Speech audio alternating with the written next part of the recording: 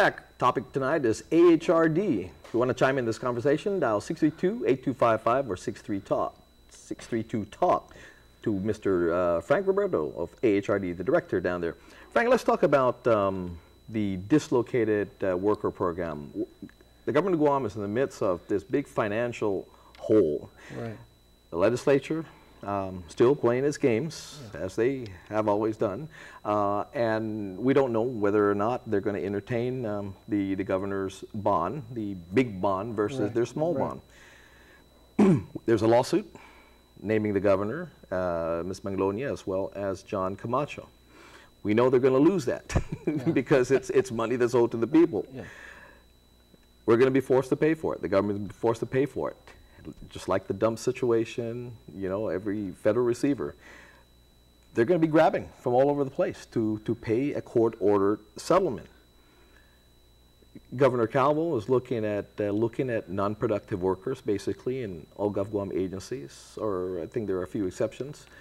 How would you be able to retool, retrain these workers that will be let go? And me as an employer, I'm going to say, well, I'm not going to hire somebody that has been not productive and say they've been in government for 12 years, maybe even 15 years.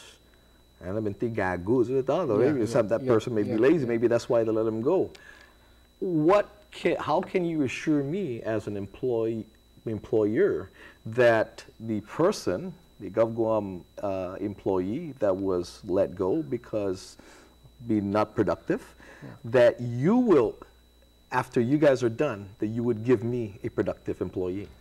And that's one, thank you, Jess, and really what's happening, and you know, we share the same, Governor just really, it's a painstaking course that he has to go through. But I also want to ensure the employers out there that these are not the, you know, the rotten tomatoes. These are really good workers, and the thing is that we're looking at, you know, is the position critical, is there redundancy? And those are the key components that we're looking at. But still, even with private or public, and with the reorganization with Governor Calvo, we stand ready. We have a rapid response team that goes out and assess the situation and tells these people what they need to do. What we're doing at the One Stop Center and AHRD is to, you know, we know what they're going through. We know what we need to do. And just if we can't sell it and we can't market it, we want them to believe that we're there for them, number one. And it's just not an event that's going to happen. It's going to be a whole process that we're going to take them through. The only thing that we're asking from these folks just really is to come in, have a great attitude, even though the situation is, but please be committed and the discipline to follow through. Because you can't come in and say, I need a job, and says, okay, you got one. You got one. Let's go to Joe from Barragata. Joe, good evening. Have a day. Hey, I don't have a question. I just wanted to comment on Frank's appointment. I think that they have the right guy for the job. Whenever I spoke to Frank, he was always talking about how important training is for our people, especially in government, and that it's also important to identify KPI, key performance indicators, and how important is that for success in government. And I think they made the right call in confirming Frank. It's about time. I agree. Thank you very much. Thank you, Joe. Thank you, Joe. Joe from Barragata. Thank you for that call. But again, you know, there's going to be a situation out there, and we don't know. I mean, it's looking like it's going to get really severe at this point. You know, you probably have an influx of folks coming in. An influx. Can you handle that? Will there be enough employers out there that are going to need employees, and again, the satisfaction that they know they're going to get quality employees?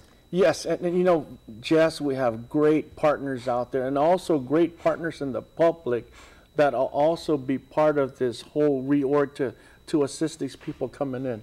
You know, you got public health, you have GURA. I mean, we got partners out there with even Chamber of Commerce, the Guam Contractors Association. We have GCC helping us out with, you know, with this, the work keys and the training.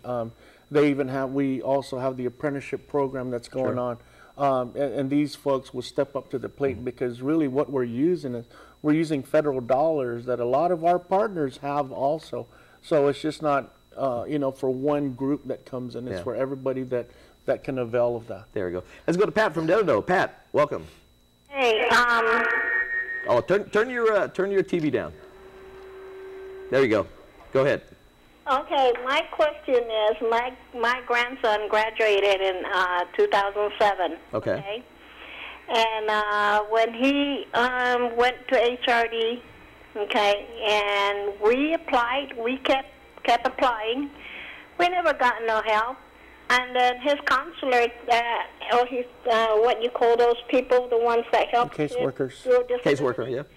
You know, to get a job. So we went to Payless, Carvel, okay? And they liked his attitude. Well, they were very, and he was ready to graduate, so he didn't really, what he needed was he needed a job, you know? Matter of fact, he graduated early, and what he needed was a job. They were prepared to hire him, okay? But then they turned around and said, well, we're going to hire you, but it's only going to be on-the-job training, but no pay. And it's not a guarantee you're going to get a job. I get to be working for us. And this is, you say through AHRD? You know? Yeah. Where do you people say that AHRD helps? Okay. Well, thank you for that comment. And this back in 2007. That's definitely before your time. Right. But I mean, I'm sure you've heard comments of that as well. How has the attitude? How has the placement changed since then?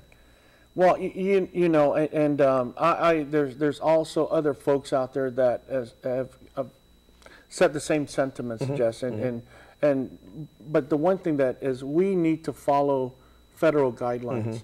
And one thing though that I apologize for, and this is the one person that I am though, is that we need to let people know why they're not, and still offer some sort of, you know, what path do we take from here.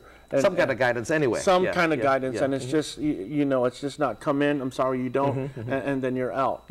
And that's why also with this, we have the employer's outreach that says, hey, maybe with the son back then, we could have offered the work keys assessment and says you're going to be good at this, and if you have internet access, you can start to get credentialing.